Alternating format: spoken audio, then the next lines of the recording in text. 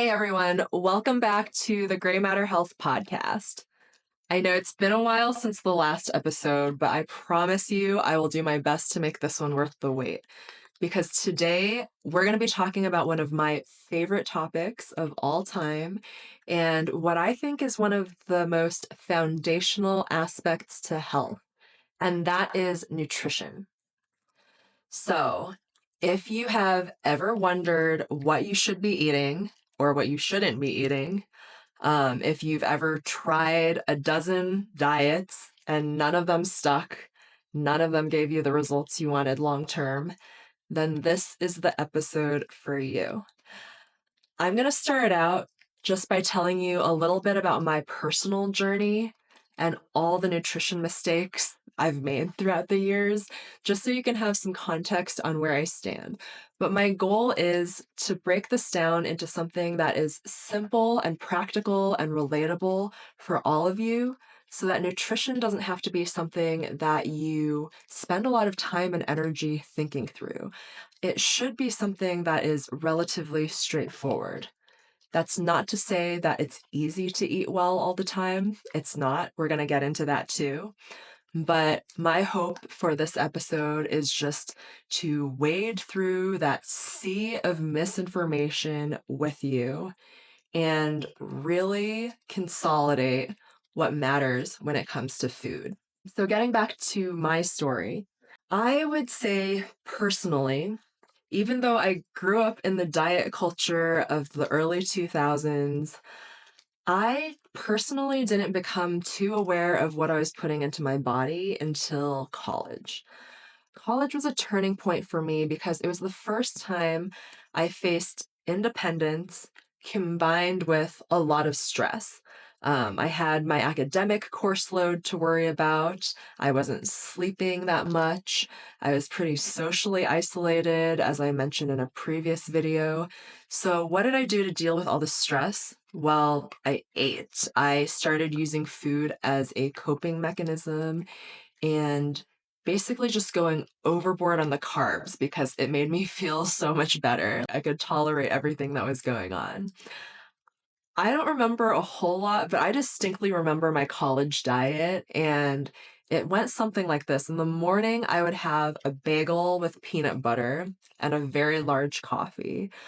And then for lunch and dinner, I would have whatever the cafeteria offered, but I'd always end it with dessert. So whether that was a corn muffin or a chocolate chip cookie, something that I now know is very high in sugar and fat and calories. That was my feel-good food that got me through college. But it was that food that caused me to also gain a bunch of weight in college, which I'm sure a lot of you can identify with as well. I left school weighing maybe 15 to 20 pounds more than I did when I entered, just as a result of that awful diet I was having day to day.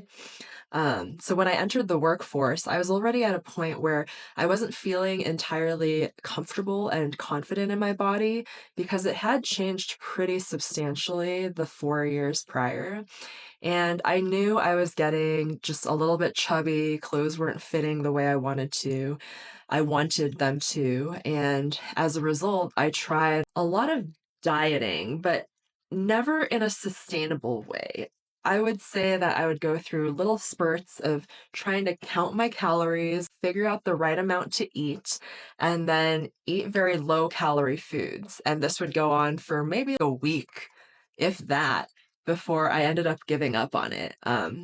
I figured out that eating less would cause you to lose weight, but I just didn't figure out how to do that sustainably. Then after college, I entered the corporate world. And in the corporate world, there was an additional factor of having enough disposable income to have a social life that involved a lot of restaurants and bars. So in my early 20s, I would be going out to eat all the time. I would be getting drunk every weekend. And of course, my health continued to suffer from that. But at the same time, I picked up exercise, and I picked up exercise pretty seriously when I started doing CrossFit. As a result of the CrossFit itself, I was able to get to a state where I became more fit, more energetic, and I lost some of that weight naturally just as a result of the higher activity. So I was feeling a little better about myself, but I still wasn't really where I wanted to be. I continued to try dieting on and off, but again, I just couldn't find that magic formula that worked for me. I could lose a few pounds here and there, but I would never ever be able to stick with the dietary changes that I wanted to make. It wasn't until I got even more serious about my performance that my nutrition then followed suit. And that was only because I decided to get educated. I started taking nutrition certification courses and learning the ins and outs of calories, macros, nutrients, you name it. I basically learned how to quantify the amount of food that I needed to reach my goals in the gym. And my goals in the gym at this point were to gain muscle and lose fat, basically become more lean and athletic. When the pandemic came around in 2020, I saw my opportunity to use these tools in a very strict and regimented way to just see how far I could push my body. I was so bored at this time that I needed a personal goal to work on, and it was the perfect environment for me to just have total control over my food and exercise routine because there were no social demands. We couldn't even go out. Everyone was just on their own, locked inside an apartment for almost a year. So during that time, that was the first time when I decided to plan and implement my own structured diet where I would allocate a certain number of calories to myself, measure my body weight every week, and then adjust my calories based on my weight loss progress. And in this fashion, I actually did get to see the scientific principles playing out the way they should because I was consistent with my plan. This was the first time I stuck with it for about 3 months. And over those 3 months, I lost about 12 pounds, so about a pound a week. I felt great at first. I could see my abs. I could see at least two abs for the first time in my life, which for a woman, I think is wild. And I was the leanest I'd ever been. My workouts were still going well. The only issue was that I started to feel some of the side effects of losing too much weight. The first sign was I lost my period around the first month in. I just stopped menstruating whatsoever. And then I started getting very fatigued and very irritable. So my mood was low, energy was low. I was kind of a grouchy person. And I chalked it up to just being in the middle of COVID. But now looking back, I know it had a lot to do with the physiological changes my body was going through. It was just kind of at a state where it was too low in body fat. When I got measured for reference, I was maybe around 16 to 17% body fat at this stage. So, in summary, spent my early 20s eating whatever I wanted to, binge drinking on weekends, being unhealthy, did a 180, adopted a strict, almost bodybuilding style precision of choosing exactly what to eat and calculating out the numbers that I needed in order to reach my goal. And then I came out of that sort of swinging between the two. So now that I knew how to reliably lose weight with nutrition, I did it for a while. I would get off of it and take a break because it became exhausting, and then gain some of the weight back. And then I jump back on a diet, lose the weight, and then gain it back and lose the weight and then gain it back. I went through a couple of those cycles between the years of 2020 and 2022. And after going through that, I took a step back and I realized there's something about this that isn't right. I could not expect myself to stay on that diet, that regimented, strict diet, and still live my life and have fun and have joy without worrying about every little calorie. So there wasn't any way that I was going to lose weight like that and then sustain it for my whole life. And then going back and forth between losing and gaining and losing and gaining, basically yo-yoing in weight, that wasn't healthy for me either. That wasn't healthy for me mentally or physically. So something had to give. I had to find some middle ground here. And that's when I started to take some elements from the dieting that worked and then take some elements from what I wanted to do, the foods I enjoyed, the freedom that I had in those rest periods, and start to mesh them together and start to make smaller, more reasonable changes to my routine so that I could sustain them. So, where I am today is I no longer calorie count at all. I am fairly happy with my body where it's at. I don't look as ripped as I did when I was totally controlling my intake and my exercise, but I am so much more happy, so much more relaxed. And I've just found a couple of things that keep me at a state where I am healthier than average and I feel fit and energetic, but I also feel relaxed about food. I don't feel like I have to be on top of my nutrition every single day, every single hour anymore. And that's why I tell this story is it took me a decade to get to where I am now. It took me a decade of what I would say is pretty either disordered or unhealthy eating patterns to figure all of this out. And whatever I can do to help other people not have to go through that, I feel like is a very good use of my time because I would never want anyone I know to spend their 20s into their 30s eating like I did to learn what I do now. Because what I do now is it's just so much better on every level. Honestly, what bothers me about society is that my story is not unique. Almost everybody in America who's around my age has encountered some issue with food or control around food or an unhealthy relationship with food at one point or another in their life. It is so, so common. And you wonder, why is that?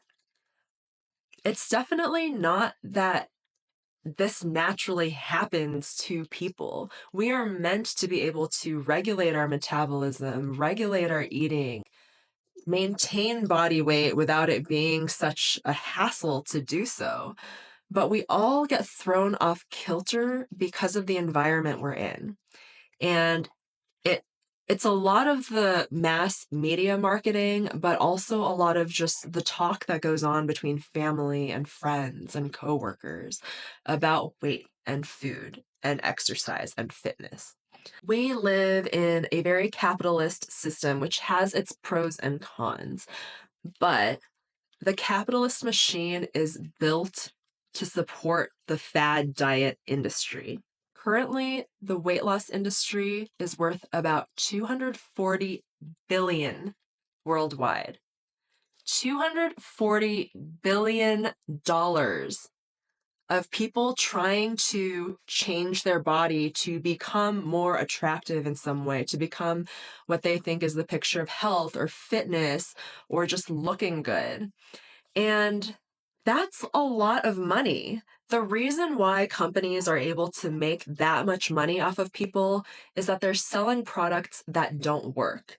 This is why there's a new diet trend every single year. It used to be paleo and then keto and then intermittent fasting. Now some people are plant-based, some people are carnivores. It's just so hard to keep track of what is trending when it comes to the idea of health. And health isn't a trend. The thing is that before this century, people didn't have to follow new diets every single year to stay healthy. This is only happening because we are falling into the trap of marketing because no one is going to continuously profit off of you if you really reach your goals.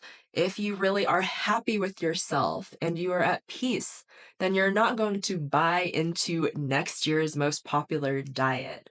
So basically, this whole system is set up to send you something flashy, appeal to your insecurities, get you to buy a new diet plan or program, and then it works. They're designed to work for a little while, short term, right? Maybe a few weeks, maybe a few months, you're feeling great about yourself. Then you fall off the wagon. When you fall off, you lose everything that you gained from being on that program. And then you have to look for the next available.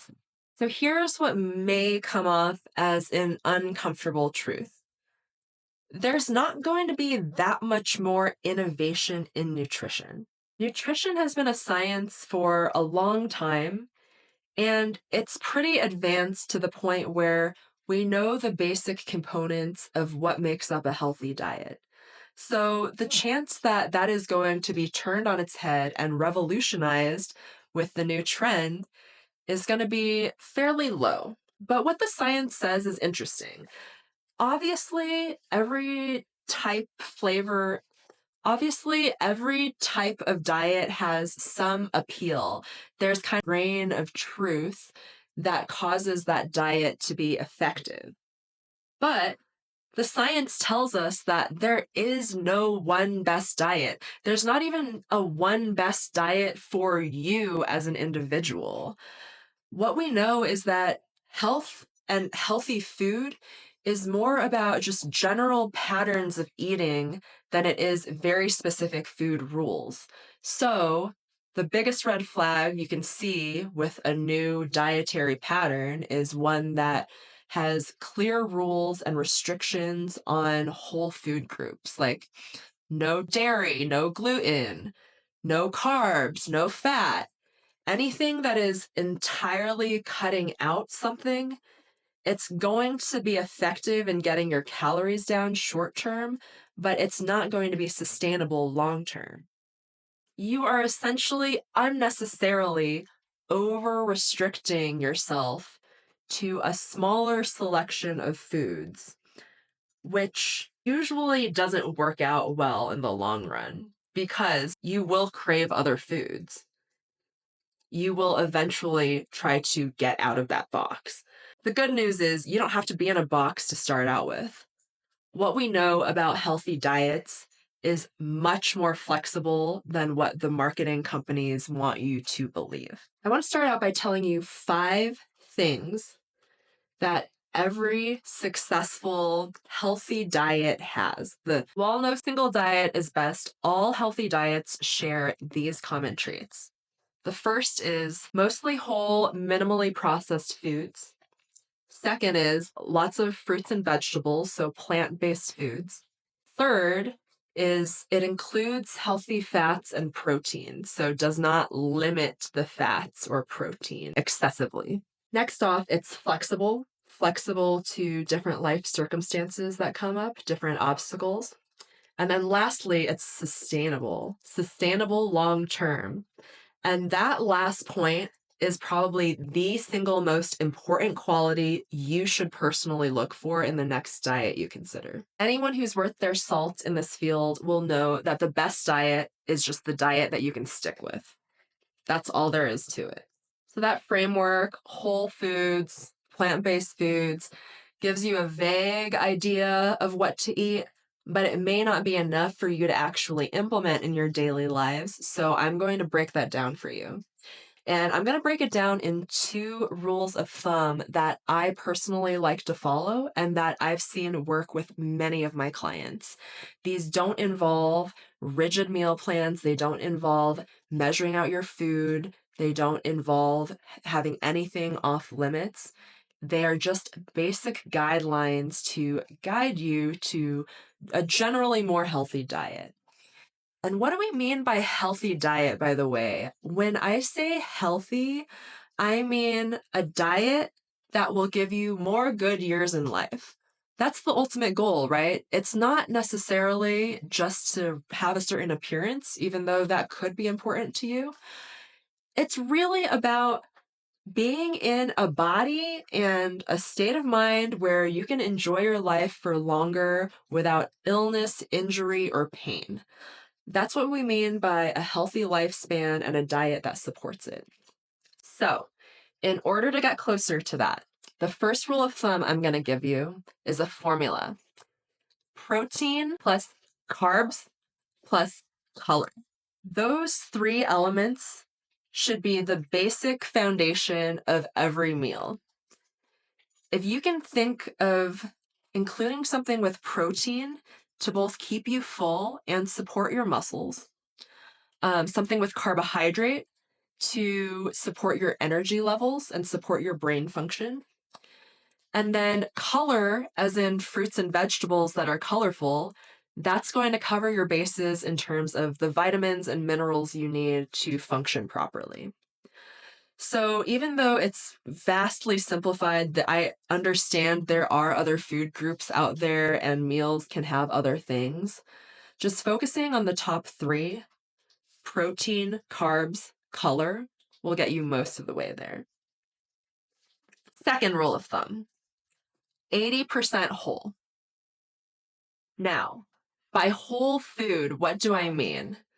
This is a contentious topic because there are very different levels of processing. But for me, just to put it simply, whole means minimally processed, and minimally processed means that you can recognize all the ingredients in that food just by looking at it. So an apple is a whole food. That's just one ingredient, apple. Peanut butter is also a whole food. As long as it's natural, there's not a lot of chemicals mixed in. But if it's just like ground peanuts and it forms peanut butter, I consider that whole because you can know the ingredients just by looking at it. Obviously, the more whole foods that are in your diet, the better. So if you were to go to 100% whole foods, yes, strictly speaking, that would be better nutritionally, but that also leaves no wiggle room, zero wiggle room. So if you've ever done Whole30, you know how hard it is to stick to that regimen, even though it might make you feel physically healthy. In exchange for that physical health, though, you're trading off mental stress, you're losing out on social occasions of people going out to eat. You might be emotionally lower because you're spending so much of yourself managing this diet of yours that overall it's not worth it. It's kind of like the 80-20 rule. You get most of the benefit by having 80% of your food being whole and then leaving 20% for enjoyment, for more of those fun processed foods that we all like to eat from time to time. At the end of the day, no harm, no foul, as long as the majority of your food comes from whole food sources.